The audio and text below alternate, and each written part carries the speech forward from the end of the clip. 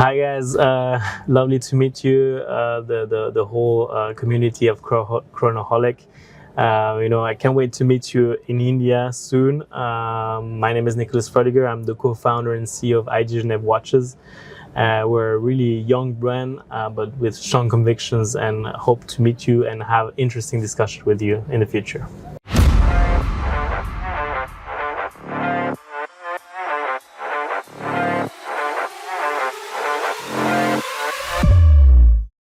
The brand's ideology itself sets it apart today. So, how did you come up with the idea of creating sustainable watches? It all started, when I quit my job. I was working corporate in Zurich. That's the Swiss-German part of it, and I've decided to come back to one of my childhood dream. With Cedric, my co-founder. He's the watchmaker, and we know each other since we were 4 years old. And with 15 years old, we thought about creating a watch brand. And with 30 years old, we decided to start with it.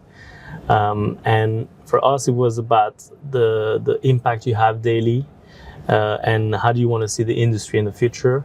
And it's all about living a positive legacy for us.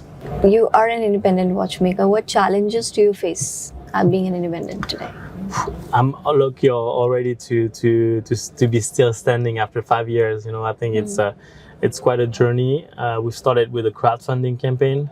We had the first community of early adopters in Switzerland first, then had the first paper in the New York Times, and then we work also then internationally with Watches of Switzerland. Now we're with Siddiqui here, so it's really step by step, I think, but it's been quite a roller coaster of entrepreneurial. Also, because you're very young into the watch industry. Yeah, that's true. We're early 30s, and that's quite unusual. But I think we're also, I always like to call us Swiss-made kids, right? We're standing on the shoulders of giants, and we're trying to add up. Usually when I started the brand, I asked a lot of people, when I tell you about Swiss-made watches, what comes top of your mind, right? And usually it's elite, it's wealth, it's excellence, quality. Yes. And what we want to add up in 5 to 10 years, thanks to the work that we're doing at ID Genève Watches, is circularity, eco-innovation, and ecological transition, right? So we want to play a part in that transition that the world is going on right now. Yes. Luxury has traditionally been associated with rarity, craftsmanship, and prestige. What does luxury mean in the context of climate urgency? Very good question. I think for us, our wish is that every R&D, so research and development labs, work with climate heroes and climate solution on really accelerating the adoption. And for us, luxury should play its role and should have a role of leading by example, and also investing on the right R&D, right? And I think what a better way than an aspirational industry to work, I don't know, with seaweed, with solar steel, with mycelium, mushroom, and really reinvent some narratives of luxury to drive more desirability towards those options in the market. Why do you think younger generations are driving the shift from aspirational consumption to purpose-driven ownership? I think the change in generation is quite clear. We're seeing the Gen Z coming up, and it's really a generation of purpose. They're not going to work their whole life for an employer that doesn't give them a purpose. Yeah. And that's something that is reflected in the way they purchase and they want to consume. So the consumer behavior will be more conscious in the future.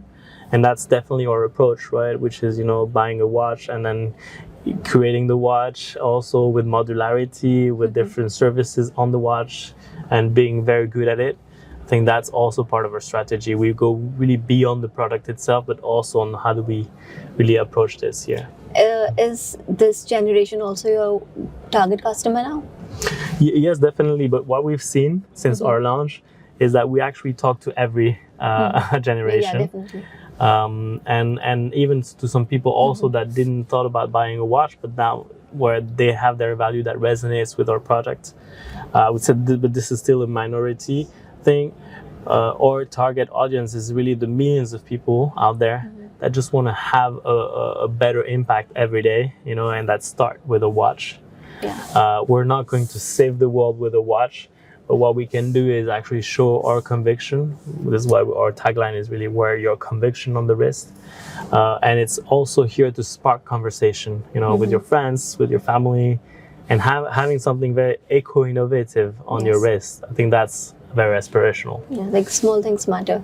Yeah, exactly. The SDG timepiece is more than a watch. It's a statement of global responsibility. So what moved you to embed the 17 UN Sustainable Development Goals into this physical product? On the 17 goals, this is the only blueprint we have on the planet to survive as a human species, right? It's so important. And still to this day, there are people that don't know about it. And when we did it during Climate Week in New York, in Soho, with Watches of Switzerland. And I think that was very inspiring. There was 150 people there, and a lot of conversation between watch fans and also climate activists. And I think that is what makes it so interesting. And so how much the UN was involved in this project?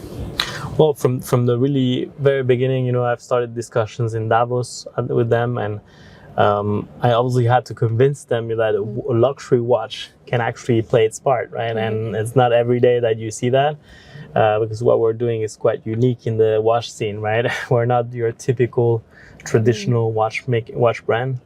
So I had to convince them that we're very much aligned, and that our objective is really to go the next step with them, and really create a tangible product, right? So tangible action on SDGs. And I think we managed really to do that. It was a team effort, and we had a lot of discussion internally also with them. Great. And why did you decide that collectors must apply and demonstrate alignment with one of the SDG to be allowed to purchase one watch? Yeah. I think the word apply would be a bit strong. I would say really we encourage them to really have a conversation with us, right? I think for us, it's really understanding how they relate to specific goals, because we did one watch for each of the 17 goals, right? And we like to connect with people and understand what are they doing in their everyday life that connects to this particular goal. And so more than like a casting or like it was more of a conversation, and we got so many interesting conversations. You have no idea. It's really been amazing. The feedback, people from Germany, from the United States, from Japan, that really reached out and were genuinely interested, to be part of that community. And we're not going to stop here. I think we have other plans with the UN in the future. They also have a watch that they will showcase at the UN HQ in New York. So we're really gonna continue up the relationship here. So far, how many watches have been assigned? 100%. The only one we have left here is the one that Sediki, so our partner, purchased from us, and we're looking together with them on whom will we allocate the piece, right? So there's a lot of discussion going on. It's so nice to know that for such a purpose people have come up and it's already been booked. Yeah, exactly. Yeah. So how did the partnership with Compare come about? Compare Technology is such a great partner of ours. It's been amazing. The first time I met Amel, the CEO, he really early stage in his startup. I was also too, let's face it. And we decided to partner, partnering with the startup. And, he did his PhD on this technology at EPFL in Lausanne. And what he created is what I call an alien technology, right? And so basically you get scratches on the watch, you get hit against the table, and you will heat up this part, and it will take its original shape back. So it's really an alien technology. And I thought, well, and we should do something about it, and we should use the aspirational power of luxury to accelerate this adoption. And we rapidly decided to go on a project, and I think in 9 months we had the first prototype. And we released it in 2023. We sold out in 48 hours, 20 pieces. And now we're doing more together with the Circular C collection. Yes. And we have amazing plans also for 2026. We've seen really the people in New York, so the SDG timepiece also has this technology within the bezel, the dial, and the sights. And there, what was interesting is that they also communicated that in 2025, they signed an agreement with the Swiss trains to do all the front of the trains with this material, which makes a lot of sense because the front of the trains, they get hit by rocks a lot. And usually, typically for composite materials, when you get hits, you have to change the whole part, right? And with their technology, again, you come with a heat gun and you repair it, and you can extend the life cycle of this part by 60 times its life cycle, and that's huge. And seeing, you know, what we demonstrate on the watch that can go on a Swiss train, I think that's a fabulous story here, right? It really showcases the power of luxury and its indirect effects or impact. And I think that's our purpose in the industry, is really to work with climate heroes such as Amael, the CEO of Compare Technologies, and really help them, you know, be a vitrine for them to showcase to the world their technology. You've used materials ranging from grape residues to banana fibers and seaweed. So how do you evaluate which natural material can be transformed into functional luxury component? This is a co-creation and co-development that we have with other startups. We usually like to reach out to them when they're quite young, and where we can build together a specific functionality for watchmaking. You know, whether it's packaging, whether it's straps or another component of the watch. We like to get in early and really work together on that. And we have different criteria, but really the first and foremost is really what is this solution compared with what's already existing, you know? Is it a better solution? It's a very simple question, you know, but usually that's the first criteria. And then second criteria is quality wise, you know, how long is it lasting, right? Because you can have a perfect solution and then in one day the strap, you know, gets completely destroyed. So we like Swiss made watches because they're durable, they're long term, and so we make sure before we commercialize anything that every quality test passes. To give you an example, so for alternative to leather for straps, we compared 1-to-1 to a leather alternative, so to a leather strap, what the alternative is doing, and if it's just 1% lower, we don't commercialize it. Right? We are usually above what the leather industry standards are. Yeah. How do you ensure traceability and transparency for bio-based straps and plant-derived materials? Again, here a co-creation with our partners.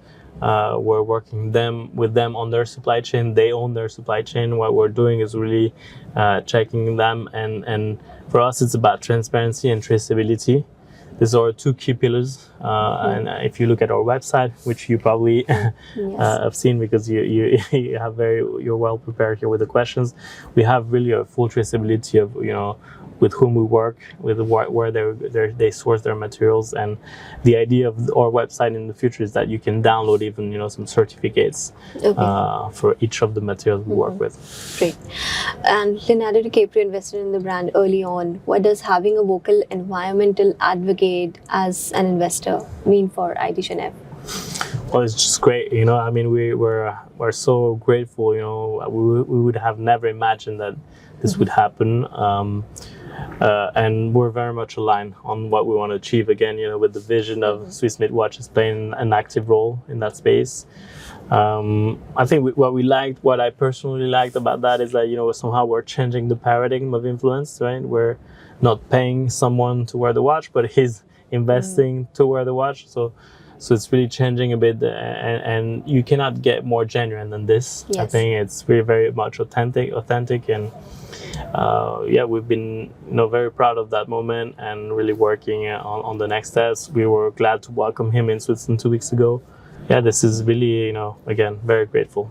Do you feel the watch industry as a whole is moving fast enough towards sustainability, and where is the biggest resistance, if there? Well, I think, you know, that's one of the most traditional industry in the world, right? Watchmaking, and obviously we cannot expect it to move, you know, from A to Z. I see some great progress, you know, in the last 5 years. You know, I think it's been really moving tremendously, and there has been a lot of interest also for what we're doing. And every day we see more topics linked to climate change, and I think this will only drive the transition faster. I'm an optimist, as you can tell. Yes. So, how difficult is it to build a supply chain around regenerative materials when most of the industry still relies on conventional plastics and metals? It's it took us years. It's all about baby steps, right? It's really finding one supplier that wants to be a front runner, that wants to do things differently, right? Sometimes you're like, yeah, you need to change the whole industry. No, what you need is one person that believes in your story and your convictions, and that wants to do it differently and wants to test it with you, right? And that's it. And it starts with that person, and moves to the next person, and I think people sometimes want to see, the whole thing shift. That doesn't work like that, and that's what we've seen in the last 5 years. I hope in the next 5 years it goes even double what we've seen, and this is what is driving our team at ID Genève, really to have a positive impact, every day on what we do, whether it's an event, whether it's a collaboration, whether it's a new product line. It's really how do we, make sure you still have a very nice watch to wear, aesthetic wise, design wise, but then, perhaps a bit less toxic, and obviously also with more new narratives of luxury. I think that's what we're changing. Can you throw some light on your design philosophy, the creative side? Well, I'm not the designer per se, but I can talk about the first collection, the circular collection. That's our first milestone within the industry. We worked around more functionality, right? That was the first stone for us. It was about circularity, so we call it the circular collection. Very circular 1, circular S, and circular C. This is all of one collection. What I can say is also we have a different approach to traditional watchmaking, where within the last 5 years we only come up with 2 collections. This is very very few, but each collection we do less but better. That's the idea of, we work with modularity, with design for disassembly on the different pieces of the watch, and we put a lot of thoughts and quality and long-term perspective on the collection. And the second collection, Elements, is a tribute to the elements of nature. And here it's more about the emotions, right? The emotions that you have in your everyday life to connect back to the elements of nature, right? And that particularly, I think, would play well in India, where you have this connection with the 4 elements: earth, fire, wind, and water. And the 5th element, which is that we decided to leave out to interpretation, right? And because in every culture it's different, and we want to leave it out there for the people to make it their own. But again, more emotional than the first one, less functional, I would say. Again, to bring back just pleasure of wearing a watch that is connecting you to nature every day. Yes. What advice do you have for collectors who want their buying watches to reflect their values? Well, I think, buying a watch will always stay a status, and we're not going to change that. But I think ID Genève, what it can bring is something actually quite unique. We're very exclusive. And this is a nice add-on, right? For especially a collector that knows the watchmaking world. Having niche brands and independent brands is always, a must in a collection. I would say, myself, a watch collector. So I would really encourage people to have a look at, there's so many niche brands out there that are doing amazing. We're trying really to build a leadership in eco-innovative watches. I think now we can say that slowly we're getting to global leadership, but I cannot wait to open soon also in India, and to go also there myself to visit and meet also that community. Yes. So I cannot wait to tell them about my story and why I decided to do that. Do you have any plans in the near future? Yes, we are. We're actually coming. Great. Cannot reveal yet exactly when, but it should be early next year. And I have never been to India myself, and I really can't wait to really discover this beautiful country. And I hope to be spending weeks, also a few weeks there, to really get closer to the culture, and it's really one of my highlights for 2026 to go there and spend some time. So I hope we can really meet again over there. Definitely, yes. Can you describe the future of horology in one sentence if it was shaped entirely by purpose rather than convention? The future of luxury is circular. Points. That's it. Point blank. Perfect. I have a vision where we put the luxury industry at the center of the ecological transition. People sometimes are like, well, this is very ambitious. Yes, it is, because right now you're talking about the energy industry, you're talking about the oil in the fossil fuel. But if you think about it, luxury right now, is not necessary, right? And so what's the best way, right, to actually bring something useful is really work with climate heroes and climate solutions and make that desirable for the future. So great to know that you have such an ideology, because less people are talking about it, but it's great to know that someone is talking about it. I always talk about convictions, because for me a conviction, is an ingredient of charism, in someone's thoughts, and I think that's what I want people to carry when they see ID Genève. This is the representation they should have of the brand, is that we will continue no matter what to be optimistic and be supporting climate heroes and solutions. Yes. Harnessing the power of Swiss made watches for that purpose only. That's it. That's a great, yes.